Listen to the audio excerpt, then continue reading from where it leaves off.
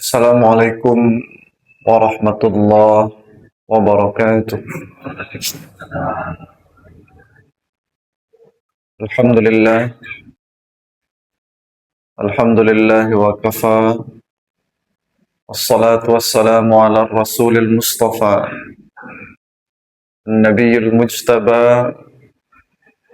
Sayyidina Muhammadin wa ala alihi wa sahbihi wa man ittaba'al huda. Ashhadu an la ilaha illallah wahdahu la syarika lah. Wa ashhadu anna Muhammadan abduhu wa rasuluhu la nabiyya ba'dah.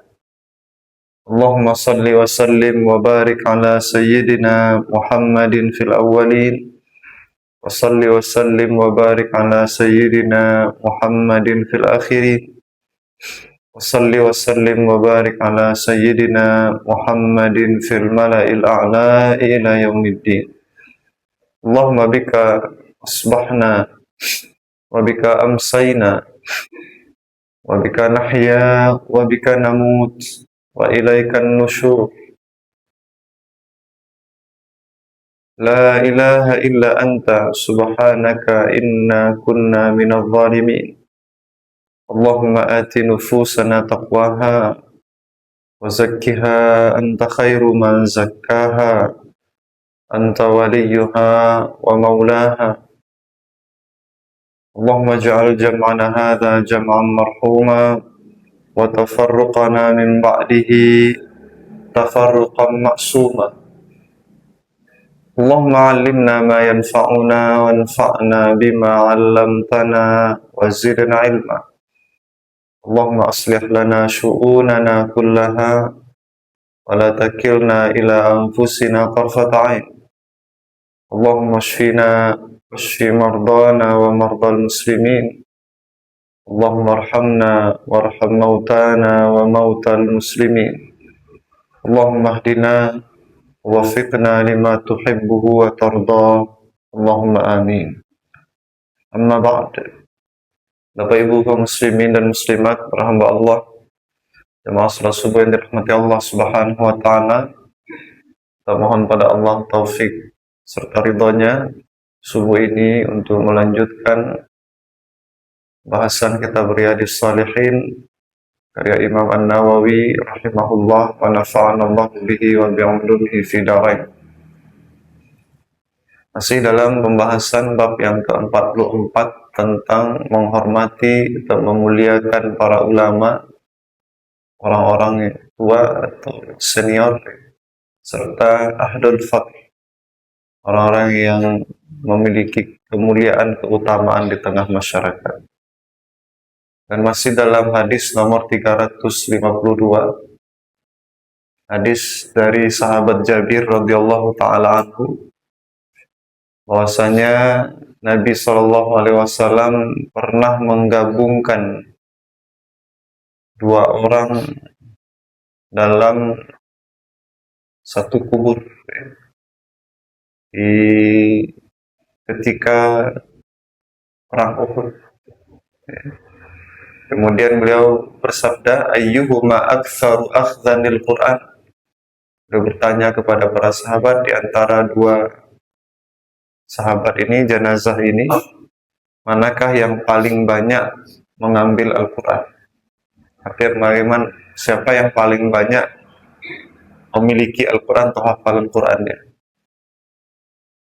Maka ditunjukkan salah satunya oleh sahabat-sahabat. Maka beliau mendahulukan yang ditunjukkan itu yang paling banyak Al-Qur'annya itu untuk dimasukkan ke dalam lahat.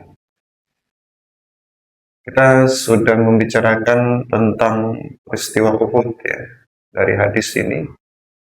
Dan hari ini insyaallah kita lanjutkan sisi lain dari hadis ini. Yang pertama adalah dari hadis ini, Bapak Ibu jamaah dirahmati Allah, para ulama berdalil, mengambil dalil tentang dalam perkara menguburkan dua atau lebih jenazah di dalam satu lahan atau satu kuburan.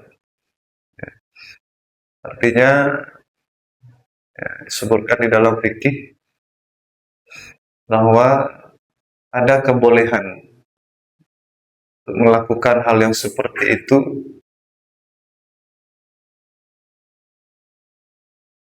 terutama kalau dalam kondisi darurat, kondisi yang tidak bisa dihindari. Itu. Seperti apa namanya? Kalau itu dalam situasi dalam hadis ini adalah pasca peperangan. Ya, mungkin lahan masih terbatas, korban banyak. Ya. Jadi hukumnya itu boleh, walaupun yang dianjurkan adalah setiap orang hendaknya dalam masing-masing kuburannya atau lahannya masing-masing. Ya. Tapi bolehkah, kalau ditanya bolehkah? Boleh. Apa dasarnya? Inilah hadis ini. Maksudnya Rasulullah SAW pernah menguburkan 2 orang jenazah dari syuhada Uhud, ya, di dalam satu kuburan. Seperti yang hari ini juga banyak dilakukan di TPU ya. Dalam satu kuburan itu ada beberapa, karena keterbatasan lahan. Oleh karena itu Bapak Ibu, di dalam salah satu di antara sedekah dan wakaf yang utama diajar oleh para ulama kita adalah mewakafkan lahan untuk kuburan kaum muslimin. Ya. Jadi mewakafkan lahan untuk kuburan kaum muslimin. Kalau orang Minang itu dalam sistem kenegarian selalu ada pandam pekuburan. Nah, itu kan diambilkan dari mana tanahnya itu, lahannya itu. Biasanya dari apa diambil itu? Apa dari tanah kaum juga, tanah nagari. Ya, diambil dari situ.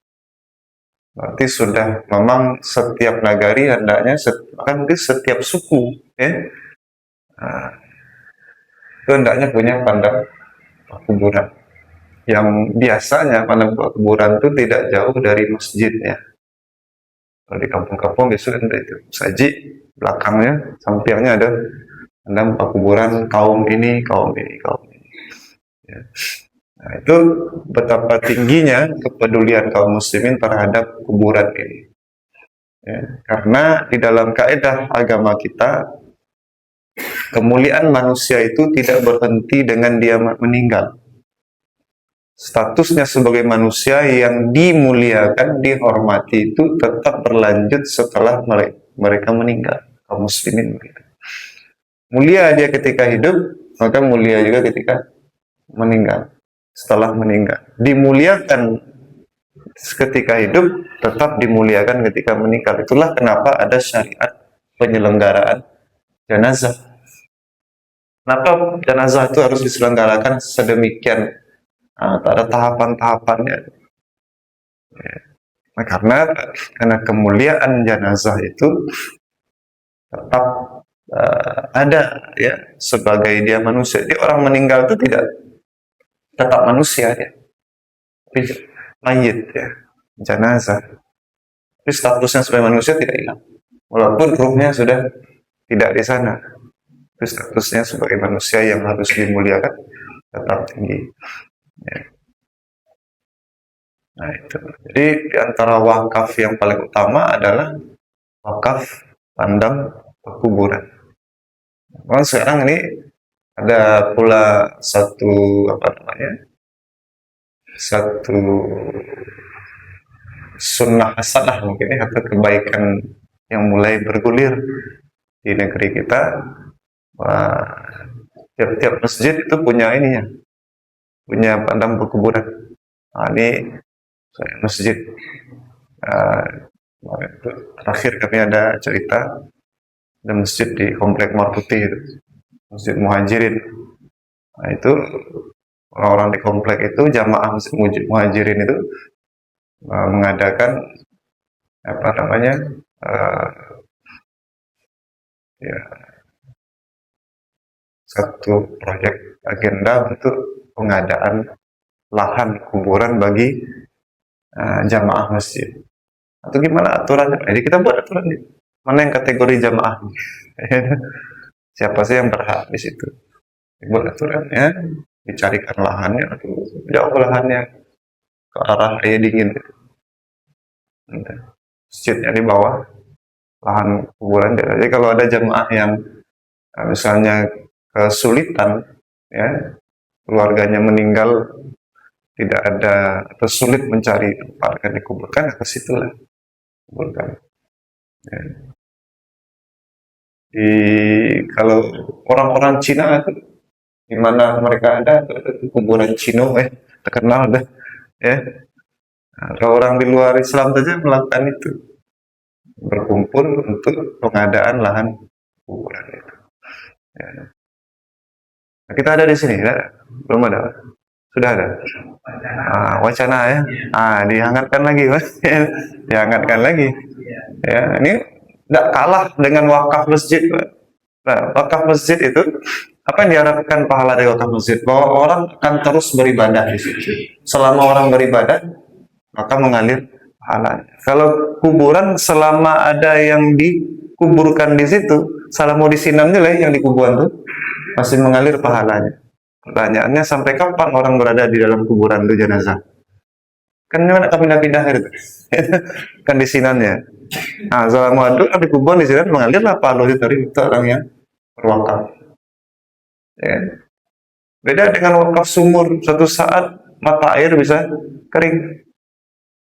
Walaupun itu juga satu keutamaan wakaf sumur, wakaf air. Ya. Wakaf kuburan malah tanpa biasa di situ yang jenazah tetap di dalam. Itu mengalir pahala. Ada yang berwakaf. Nah, itu satu hal yang perlu juga kita pikirkan, apalagi kita yang tinggal di kota, ya. Mumpung Padang ini belum jadi kota besar, ya. Lahan masih ada, masih banyak di pikiran sana, ya. Nah, maka bagus juga kita berpikir seperti itu. Kan kadang susah juga, ya. Meninggal di Padang, diantarkan kampung Solo Selatan, mereka jauh aja, ya. Ketapang, mereka jauh aja, Pasaman, ya. Dan di kampung susah juga kadang landak dulu sana nih, landak dulu, nah kamu di rantau. Nah kan banyak hal seperti itu. Jadi pemikiran kaum muslimin dari dulu sehingga ada wakaf untuk kuburan. Nah, itu perlu juga kita kita hangatkan kembali wacana-wacana seperti itu, karena ini salah satu slot kebaikan yang tidak pernah absen kaum muslimin untuk menghadirkannya dari dulu. Ya, seperti itu. Nah, kalau terbatas lahan, kondisi darurat, maka boleh dalam satu kuburan ditanam beberapa jenazah. Yang disunnahkannya adalah satu orang satu. Nah, itu seperti itu. Nah, itu secara fikih dari hadis ini. Ya. Nah, kemudian dari hadis itu pula, uniknya Rasulullah SAW ketika menguburkan dua atau lebih orang itu bertanya sebelum menguburkan, sama-sama syahid, sama-sama syahid statusnya, apalagi yang utama nih di antara orang ini? Ya, hanya untuk sekadar prosesi memasukkan ke lahan kuburan, Nabi masih mencari titik siapa yang lebih banyak keutamaannya, dia yang lebih berhak didahulukan untuk dikuburkan, dimasukkan. Maka Nabi bertanya dalam pertimbangan beliau itu, setelah dua orang ini punya keutamaan syahid, ya, dua orang yang syahid, apalagi keutamaan? Maka Nabi tanyakan, siapa yang paling banyak memiliki Al-Qur'annya? Gitu. Berarti di antara kategori menilai orang ini punya keutamaan atau tidak punya keutamaan adalah dia punya Al-Quran, dia punya hafalan Quran, dia punya ilmu yang banyak tentang Al-Quran. Nah, ya. Jadi bukan gelar, bukan pangkat jabatan, bukan gelar pendidikan, ya. Nah, tapi cara Nabi menilai orang ini utama atau bukan nih, layak dimuliakan, dihormati, ditinggikan atau bukan. Bahkan jenazah itu diukur dari seberapa banyak Al-Quran di dalam dirinya, di dalam kepalanya, di dalam hatinya. Standarnya begitu. Nah, jadi Nabi itu punya pola dalam meletakkan nih orang nih punya keutamaan atau tidak punya keutamaan. Standarnya apa tadi salah satunya? Al-Quran. Kalau dalam bahasa yang lebih besar, lebih luas, lebih umum, ya, nah itu ada sebagian ulama yang meneliti nih cara Nabi memuliakan para sahabat ini. Karena hal seperti ini tidak hanya di soal memasukkan jenazah ke dalam kuburan, siapa yang lebih dulu, siapa yang belakangan, ya. Tapi juga misalnya dalam memberikan rewards, ya, memberikan kalau bahasa sekarang tunjangan, ya. Itu standarnya adalah juga itu. Kalau bahasa para ulama itu begini, amal-amal yang utama. Nah, ya. Ini misalnya nih, Nabi ingin memberi ini habis perang. Habis perang berarti ada pembagian harta rampasan perang. Ya, statusnya sama, mujahidin semua. Nah, di antara mujahidin ini, siapa yang berhak mendapat jatah lebih banyak dari yang lain? Satu saham, dua saham, itu bahasa dalam fikihnya begitu. Kalau dia mujahid ikut dalam pasukan, otomatis dia dapat satu saham, satu bagian dari rampasan perang itu. Nah, itu ada pula kajiannya itu, berapa satu saham itu, berapa besarannya. Tapi ternyata seorang sahabat itu, seorang mujahid itu bukan hanya ikut dalam pasukan. Oh, dia adalah misalnya nih, dulu pernah ikut perang Badar. Kan? Nah, itu dia dapat saham satu lagi, dua sahamnya sebagai pasukan di perang yang saat itu. Tambah plus dia pernah ikut Badar. Oh, dia pernah ikut Uhud. Ya. Kenapa? Karena Badar itu disebut Ahlul Badar itu disebut-sebut di dalam Al-Quran. Jadi kembali ke Quran standarnya. Jadi apa standar melebihkan tunjangan kan gitu? Pada seseorang itu dalam perkara membagi hartanya. Itu Nabi melihat kepada amal soleh apa, prestasinya itu bukan di sertifikat. Amal soleh apa yang pernah dibuat oleh sahabat ini.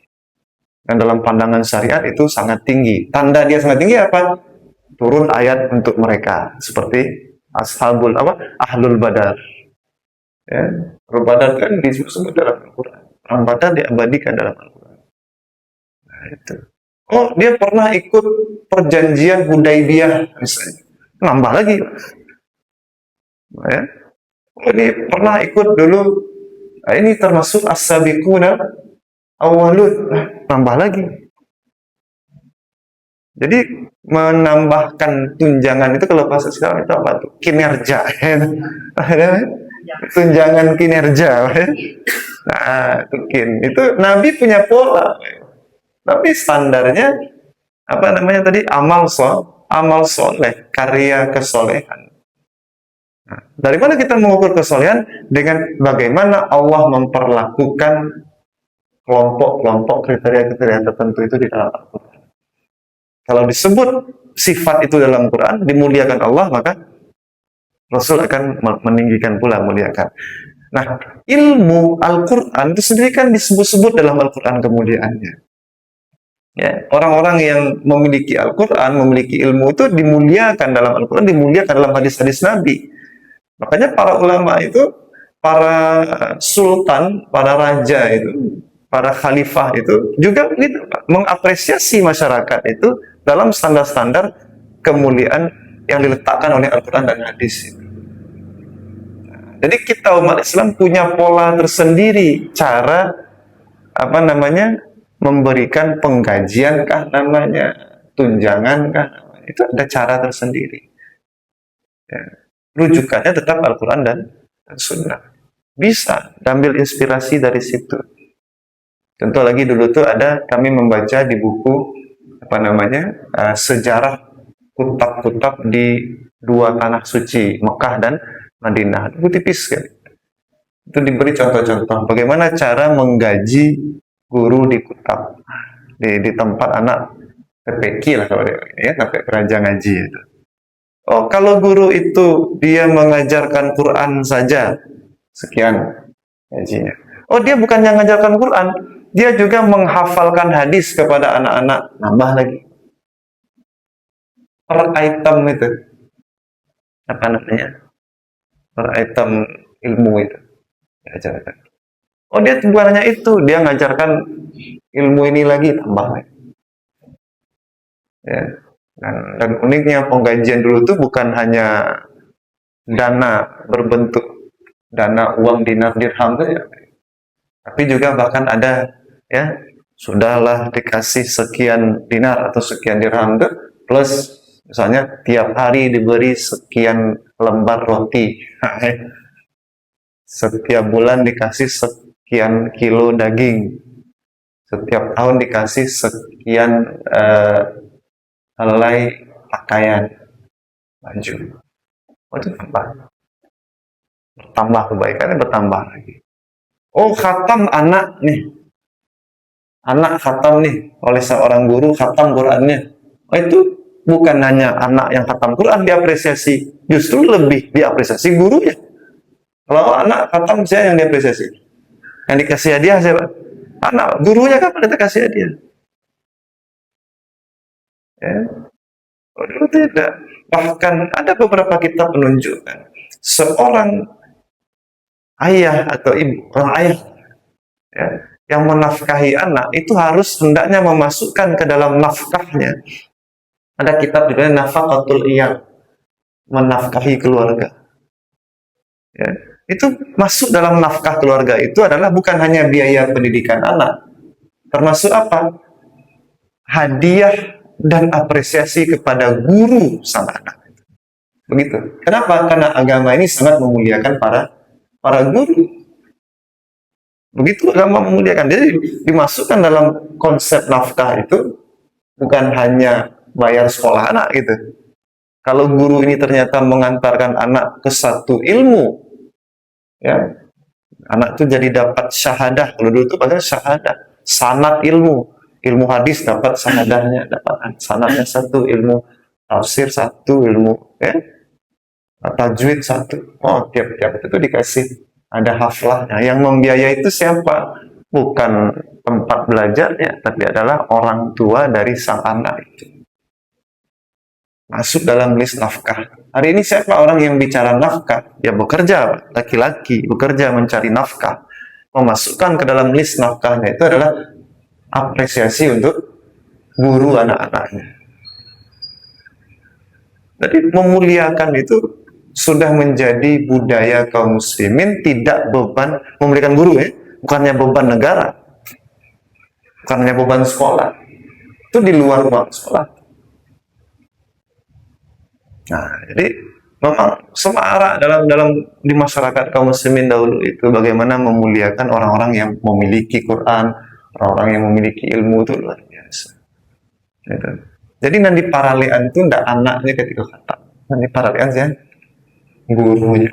Diarak guru tuh ada tuh dalam sejarah kitab tidak baca seorang anak khatam Quran ya di tanah suci itu.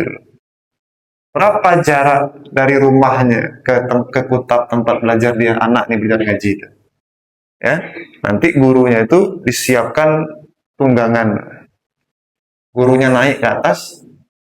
Itu yang memfasilitasi siapa? Orang tua. Lalu anaknya yang menuntun kuda atau tunggangan tadi. Bawa itu. Ya, anak yang khatam tuh. Yang naik ke atas ya, guru. Ya, dituntun sampai dari kutab itu sampai kemana? Sampai ke rumah orang tuanya.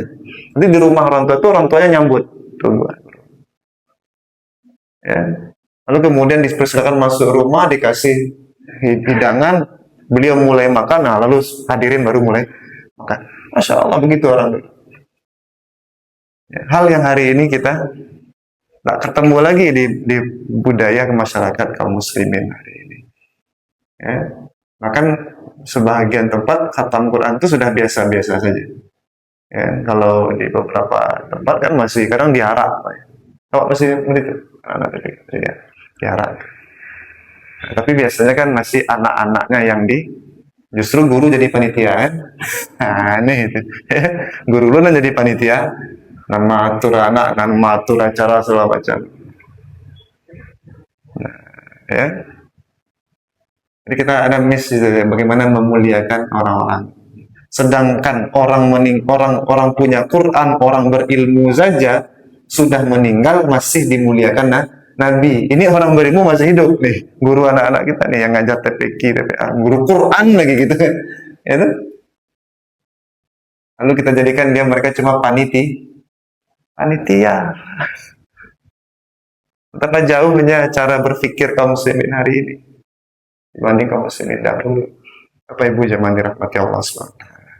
Nah, itulah. Jadi bab ini mengajarkan kita bagaimana menghormati orang-orang yang memiliki keutamaan, dan salah satu standar keutamaan itu adalah memiliki Al-Quran dan ilmu. Nah, itu, gitu. Ya. Mari ini membuka cara pandang kita tentang bagaimana sih dulu kaum muslimin dan Nabi, para sahabat bersosialisasi. Ya. Bagaimana mengatur masyarakat, bagaimana bahkan dalam urusan bagaimana menempatkan orang-orang di posisinya. Agama ini punya petunjuk sampai ke hal seperti itu. Nah, gitu. Jadi kita tidak kalah dengan kalau Barat punya wisuda segala macam itu, kalau kita lebih dari itu. Yang melakukan bukan lembaga, bahkan yang melakukan adalah langsung orang tua yang mengapresiasi. Nah, itu. Jadi kita kan kadang-kadang hari ini miris juga itu. Anak diapresiasi, anak khatam Quran, orang tuanya dipasangkan mahkota. Pernah Bapak Ibu lihat? Anak hafal Quran sekian juz, lalu diundang orang tuanya oleh sekolahnya atau rumah tahfiznya, dipasangkan mahkotanya. Gurunya diapain? Panitia. Gurunya panitia saja. Harusnya terbalik tuh. Orang tuanya jadi panitia, gurunya yang dimuliakan. Itu. Kan terbalik cara berpikir kita tuh. Nah, itu penjelasan kita tentang hadis nomor 352 pagi ini. Insyaallah tahun berikutnya, dan Allah beri taufik kita pindah ke hadis 353. Allahu a'lam bishawab. Aku qouli hadza, astaghfirullah li wa lakum. Ada pertanyaan? Silakan. Ya.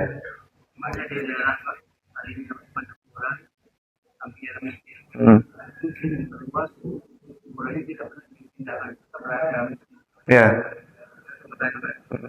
Kedua, kalau kita melihat barang apa yang kita tindakan, kalau dia 30 tahun itu semua apa yang lagi.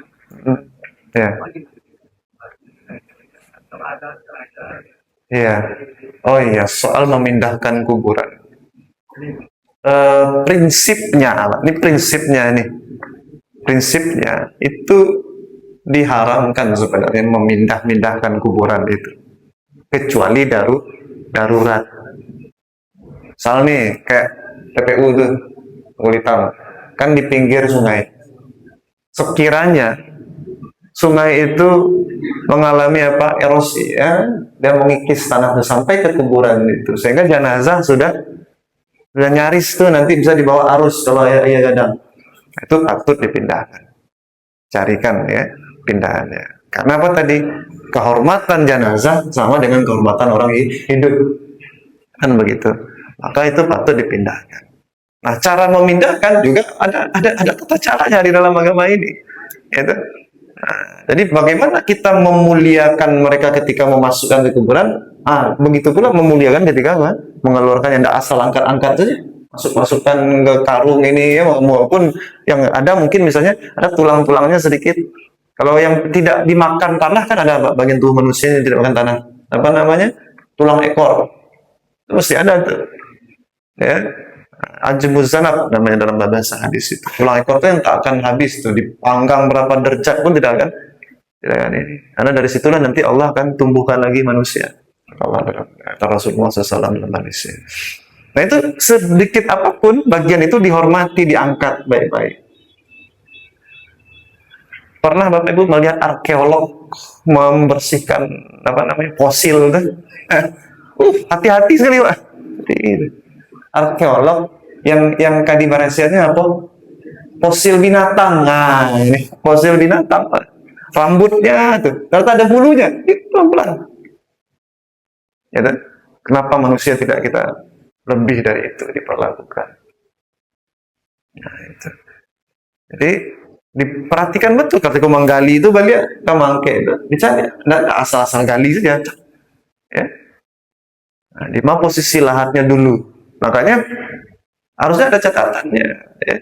Ini kuburan ini dulu posisi lahatnya di tengah kah, di sebelah kanan kah, sebelah kiri, supaya ketika kalau ingin dipindahkan itu kita tidak serampangan asal-asalan sehingga mencederai atau dalam tanda petik melukai, menyakiti jenazah yang ada di situ. Sampai begitu. Kondisi darurat baru bisa dipindahkan. Jadi tetap ya standarnya tidak boleh dipindahkan. Tapi kalau kondisinya darurat, terpaksa keadaan, silakan dipindahkan dengan tetap dengan penghormatan kita kepada jenazah itu setinggi penghormatan kita kepada orang yang masih hidup. Kok orang kan dipindah dari rumahnya, relokasi, ada orang kan yang kalau doang direlokasi itu kan enggak pindah ke sini tuh di ondo-ondo aja ke sini, enggak kan, pindahkan baik-baik, difasilitasi kan gitu. Ya, kemarin korban bencana Galodo pindah ke Rusunawa, terus pindahkan baik-baik. Karena apa tadi kaidahnya? Kemuliaan orang yang sudah meninggal sama dengan kemuliaan orang yang masih hidup. Nah, itu seperti itu, ya tentang. Kalau masjid itu tidak. Rasulullah SAW di mana dikuburkan? Aslinya tidak dalam masjid. Aslinya tidak. Di mana? Di rumah beliau. Di rumah Aisyah itu, yang mana rumah Siti Aisyah itu pas sebelahan masjid. Terjadi perluasan Masjid Nabawi, ya kuburan tetap di situ, tidak dialih, tetap di sana, ya kan? Makanya kaum muslimin terjadi perluasan masjid, kalau bisa jangan ke arah kuburan, ke arah yang lain, ke arah yang lain. Kalau sudah tidak mungkin lagi ke arah yang lain, harus juga ke arah kuburan. Nah, itu dibuatlah sedemikian rupa supaya dia tidak terganggu untuk kuburan tadi. Ya. Dia itu kuburan Nabi sekarang posisinya di dalam masjid. Kuburan Imam Syafi'i sekarang di dalam masjid Imam Syafi'i, dulunya di luar. Itu kami di Mesir dulu, dan ya, aslinya kuburan itu di luar. Ada kuburan Imam Zakaria Al-Ansari di masjid Imam Syafi'i. Sekarang sudah karena perluasan sudah berada di dalam masjid, tidak dipindahkan orang. Sehingga orang ziarah itu di dalam masjid jatuhnya gitu ya, tidak di luar masjid. Nah, tapi itu kan tentu dijaga adab-adab. Ya, soal bagaimana kalau di tanah suci kan betul-betul ada penjaganya tuh kuburan, jangan sampai orang nanti melakukan amal-amal kesyirikan kan di situ. Nah, itu juga yang perlu diperhatikan. Itu saja. Tapi kalau sudah ada masjid lu dibuat kuburan di dalamnya, itu dilarang tuh. Karena masjid bukan untuk tempat menguburkan orang. Nah, itu. Jadi kenapa ada kuburan-kuburan di dalam masjid kaum muslimin hari ini? Kadang bukan karena kaum muslimin membangun masjid di dalam kuburan atau membuat kuburan dalam masjid. Tidak, ini karena kondisi darurat perluasan saja. Tak bisa digeser kemana lagi, ke situ lah bisa digeser. Ke arah situ ya sudah. Nah, tapi tetap diusahakan agar kuburan itu tidak masuk bagian dari masjid. Kalau perluasan Masjid Nabawi itu kan sudah berapa kali, belasan atau puluhan kali sudah dilakukan dalam sejarahnya. Ada buku khusus tentang Masjid Nabawi itu, sejarahnya dan perluasan-perluasannya dilakukan oleh para khalifah ya, dari masa, setahu kami perluasan itu dimulai dari masa Umar, pertama kali perluasan Masjid Nabawi itu. Nah, gitu Pak statusnya. Kita kan tidak ada di sini, ada kan sekitar.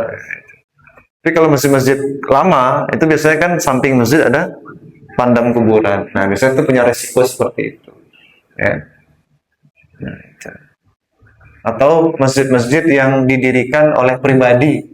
Biasanya ada wasiat juga, ya. Ada wasiat juga agar kalau saya meninggal, yang bikin masjid itu, yang bawa masjid itu, biasanya dia ada yang bikin wasiat supaya saya dikuburkan di sebelah masjid, bukan di dalam masjid biasanya itu, di sebelah masjid. Kalau dia wasiat di dalam masjid, batal wasiatnya. Tapi kalau di sebelah masjid, di belakang masjid, ya, nah itu tidak ada masalah. Tapi tahu-tahu nanti perluasan, sudah kuburan beliau. Nah, yang perlu dijaga itu jangan sampai orang menyembah-nyembah kuburan, itu saja yang perlu dijaga. Itu mungkin. Allah alam. Ada lagi? Ada. Saudara. Ini ada pekerjaan kapan dia melihat ada beberapa bisa itu semuanya itu berapa orang kapan Satu kapan? ya Oh, kain kapan? kapan Kalau dalam satu kain kapan tidak ada. Kan itu sama-sama. Oh, ibu kau boleh enggak bakain cik kain bersama-sama? Cik sarung. Ada larangannya, Pak, dari Nabi. Jangan dua orang berada di dalam satu izar, satu kain. Diharamkan itu. Itu kan lama meninggal, enggak doge karena surat macam-macam tuh, macam-macam. Enggak. Orang meninggal dalam tradisi gitu. Tradisi dalam syariat kita itu diperlakukan, dimuliakan sama dengan orang yang hidup. Jadi satu-satu kapan ya, Pak? Yang ada itu adalah menguburkan dalam satu lahat nih. Tapi kalau satu kapan belum pernah kami mendengar ada kebolehan seperti itu. Dan itu kan tanggung jawab kaum muslimin tuh. Perlu juga kita catat, penyelenggaraan jenazah itu bukan tanggung jawab keluarga, tapi sebenarnya tanggung jawab kaum muslimin. Makanya hukumnya apa? Fardu kifayah. Fardu kifayah kepada kaum muslimin yang ada di sekitar itu. Nah, makanya kalau pengadaan kapannya semua itu boleh nggak dari kaum? Oh, sangat boleh. Sehingga dulu wakaf itu bukan hanya wakaf kuburan, juga adalah wakaf penyelenggaraan itu ada. Dana sedekah dialokasikan untuk apa? Pengadaan kain kapan, supaya apa? Kalau ada orang meninggal, kadang keluarga yang meninggal itu ketika terjadi nih musibah nih, orang hilang akal, ya, nggak peduli orang itu, orang cadiaknya kadang kalau lah ada musibah itu kadang hilang cadiak.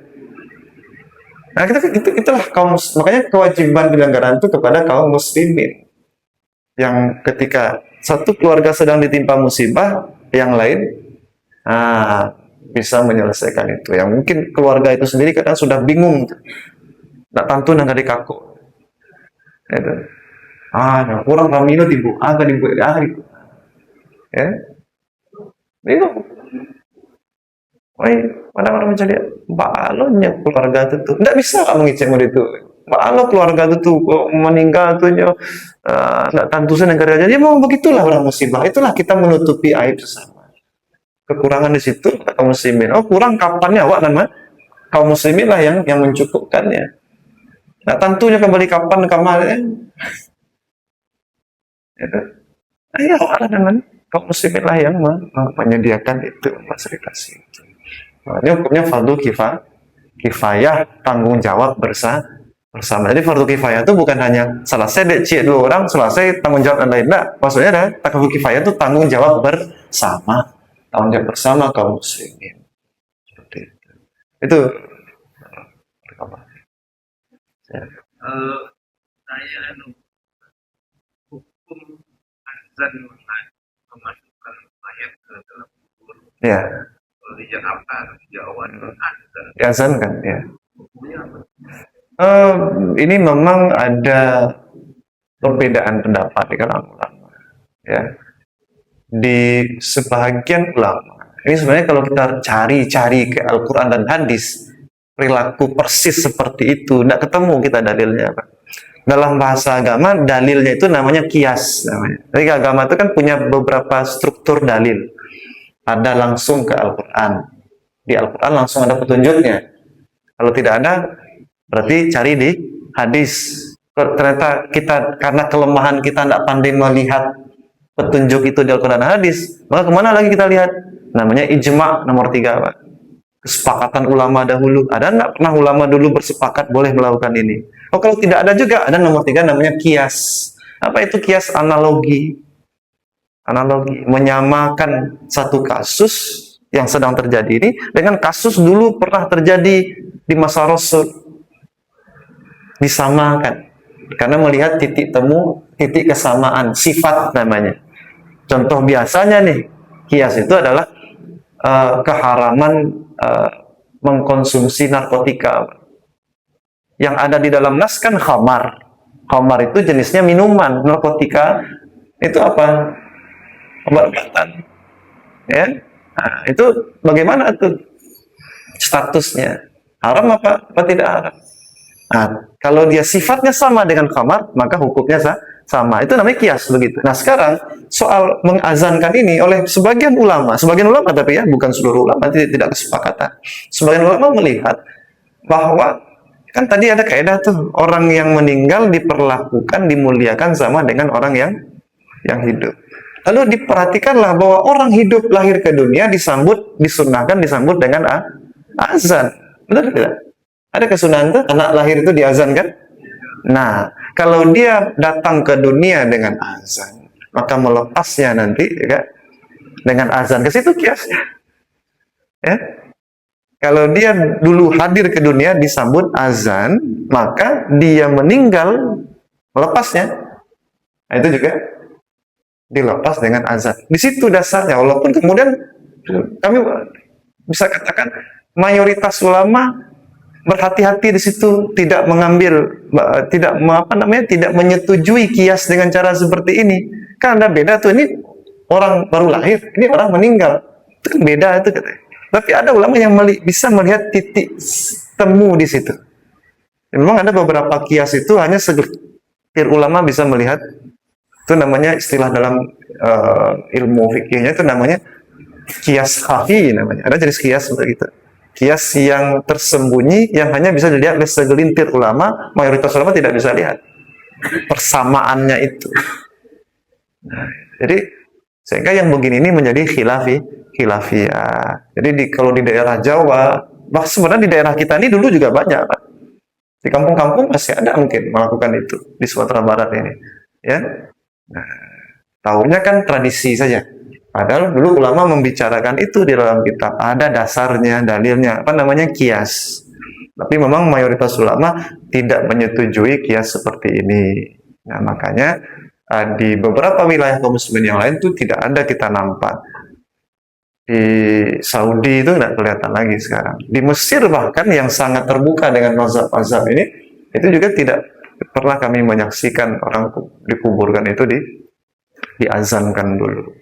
Ya, nah, tapi di Indonesia di beberapa wilayah negeri kaum muslimin terutama yang sangat kuat memegang mazhab Syafi'i, ya itu dalam salah satu pandangan di kalangan mazhab Syafi'i ada yang melakukan kias seperti itu. Jadi kalau untuk sekedar memahami, Pak, itulah bagaimana cara memahami amalan begitu. Itu ada pandangan ulama yang memakai kias tadi. Nah, tapi kalau kita akan melakukan begitu, tentu kita pelajari dulu nih kiasnya. Karena ternyata banyak ulama tidak setuju dengan cara kias seperti itu. Gitu. Itu Allah. Ya. Itu mungkin pagi ini ya, semoga Allah berkahi bagi kita dan kita minta kepada Allah agar Allah wafatkan kita dalam keadaan beriman, ya, dan Allah mudahkan segala urusan kita dunia dan akhirat, Allah jauhkan kita dari fitnah akhir zaman dan fitnah akhirat. Aku lupa hadza, subhanakallahumma wa bihamdika, nashhadu an la ilaha illa anta wa nastaghfiruka wa natubu ilaik. Wassallallahu ala sayyidina Muhammadin wa ala alihi wa sahbihi wasallim walhamdulillahi rabbil alamin. Billahi taufiq wal hidayah. Wassalamualaikum warahmatullahi wabarakatuh.